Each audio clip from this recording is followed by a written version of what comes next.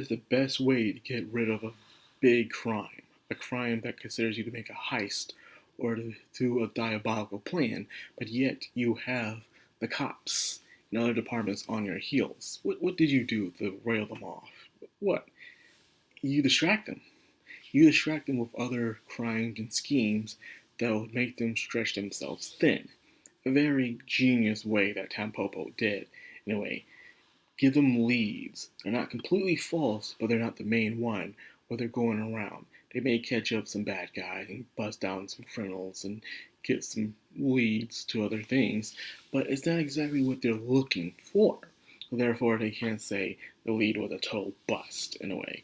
So having destruction and foreseeing what was going to happen, it was a very smart tactic on their hand. You know, having all the spies distracted and too busy with their own missions, leaving Tile alone by himself to take on a mission that should have been very simple, but it wasn't. And the mission was on the train. Train missions are always very interesting because you don't got much room to go and everything is narrow. You know, you go back and forth, and that is it. There's no maze, there's no up and down, or no real way out unless you don't mind jumping off the train itself. Depending how fast the train is going, will you make it or not? Either way, he don't have any options in this. He disguised himself as a train assistant, you know, doing the cleaning, making delicious food, doing the job better than actual training people on there, which is crazy, but that's just how it is when you want to be that good spy. So anyways, he does meet up with his targets, but him being alone was probably the best decision that they always wanted. Of course, they had to let go of some of their resources and having it go boom, but it was totally worth it in the end, so they get their hands on Tayo once again. Yes, having all the other spies stretch themselves thin was a genius move on their part and stuff.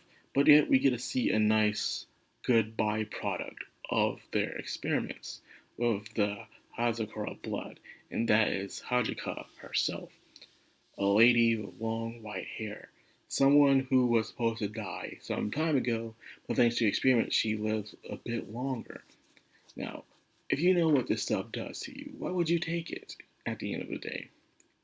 Well, it depends on the person's situation. You know, say you're dying and you don't want to die. You lived a short life and you know there's a way for you to live just a bit longer, even if it's not long enough. Would you take it? Especially how the end game is for you at the end of the road.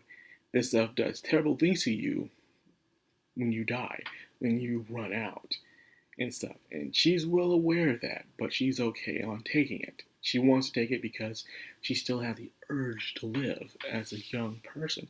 Heck, even an old person will even now and then have the urge to live, saying, no, I want to live a bit longer.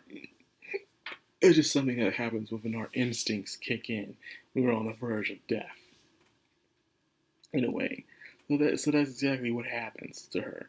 You know, she now has this way to control hair because, of course, you do in most shonen action anime. There's always that one female character that uses her power with her hair. And I'm like, what if one day we have a dude that does it instead? A dude. And he won't be flamboyant or anything, but he'll actually be pretty manly. But he does the hair anyways. That's his power, his main source of strength. And then he just beats someone up with it. You know, that would be pretty interesting. With that being said, she is that character where you do sympathize for, you have empathy for, but you shouldn't because they're willing to do where they can to live, if it means hurting you and the ones around you in order to do so. So Tayo needs to get his fight on in order to stop this person. Now, speaking of Tayo and his connections with the father, it seems like the father of the family, who is supposed to be dead but still alive, seems to be having his own ulterior motives with Tampopo. They're using each other. You see, Tampopo wants him for the blood and all the information, while he seems wants Tampopo in the research in their resources as well. So they're helping each other out, but their goals are completely different. when we first see the father of Tayo, he completely injures him, but that was so he can open up his, I guess, pathways, so he can accept the blood a lot easier when he sent out people to attack the mansion. Turns out it was all for Tayo to get the blood so he would become powerful. So that entire thing had a reason for it, okay. Then now you have this situation where he feels sorry for having to attack Tayo, and even when he's tied up, saying you have to rely on the blood in order if you want to escape his situation. So he still is now giving Tayo advice, and he's worried over him. So clearly, even Tampoco realizes, yeah, you're up to your own thing, and hopefully it doesn't interfere with our stuff.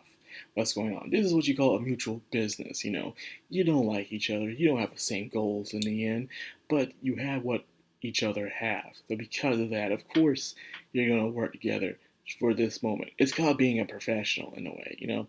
A lot of people in this generation don't seem to understand that. But you may not like the other person, and their ideals may don't align with yours, but if you want to achieve your goals, you have to work with people you don't like to get what you want out of life. That's just how it is. You got to be a professional. But anyways, all that said and done, the question is what he's looking after. My theory is still on there's a bigger enemy on the run, but we are not sure that is. It's one of my theories, anyways. So, anyways, this episode was pretty nice. It's ramping things up. Things are about to go crazy after this because we already had the character episodes, the family vacations, and stuff. It's time to get back on the serious stuff from here on out. So then that's what I got for this video. I hope you guys enjoyed. If you did, like, comment, subscribe, and of course, hit that bell icon. It's at the background, all about me. Signing out.